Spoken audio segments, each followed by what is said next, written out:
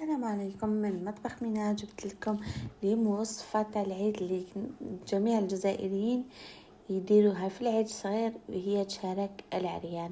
الوصفة سهلة، نبداو على بركة الله. عندي 500 غرام فرينة، ضفت لها ملعقة صغيرة لافاني وقرصة ملح وزيت مغرف صغيرة تاع الخميرة تاع الكاطو. بعدها صيرتهم كامل ونضيف 100 غرام تاع السكر ناعم، نصيره هو تاني ونكمل نخلطهم مليح بيدي ونضيف لهم السمن. انا السمن درت 170 غرام تاع السمن يكون طري كيما راكم تشوفوا، ونضيف له 3 ملاعق تاع الزيت. نخلط مليح ونبسسهم مليح بيدي حتى يدخلهم كاع هذاك ليدم.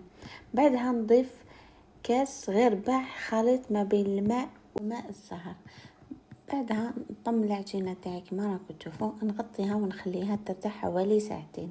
من جهة اخرى نوجد اللوز تاعي، انا حمصته ورحيته، ضفت له مغرف كبيرة زبدة، 2 مغارف سكر، مغرف لافاني ورشة قرفة، وطميته بالماء الصح.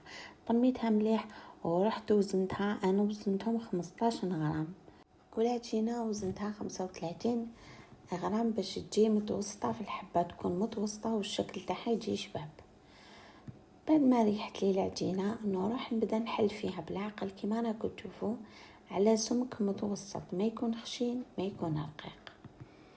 نحلها مستطيلة الشكل ونحط لها فخذ تاعي بالعقل في الوسط ونبدا نرولي عليها كما راكم تشوفوا. في هذه المرحلة نرولي مليح العجينة تاعي ونشدها ونغلقها من كل الجوانب باش ما يخرج ليش اللوز تاعي كي نديرها طيب ويتحرق.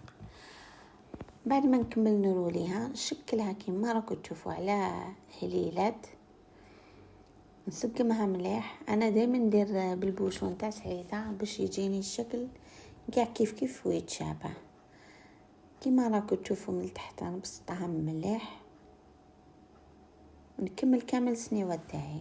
في هذه المرحله نضرب 2 حبات بايض للبيض مليح. بعدها نغطس العجينه تاعي ونروح نرمدها في اللوز. لهنا تحبوا ديروا اللوز كيما راكم تشوفوا انايا من الفوق خليته لي يكون خشين شويه ولا كاوكاو. بعد ما رمتها مليح نحطهم في السنيوه ونخليهم حوالي 10 دقائق يريحوا. بعد ما يريحوا لي مليح نروح ندخلهم يطيبوا على 180 درجه حوالي 20 دقيقه. همليك بعد ما طابوا لي جو بزاف طريين داخل ومن برا كروسيون، وجربوا الوصفه راهي ناجحه 100%.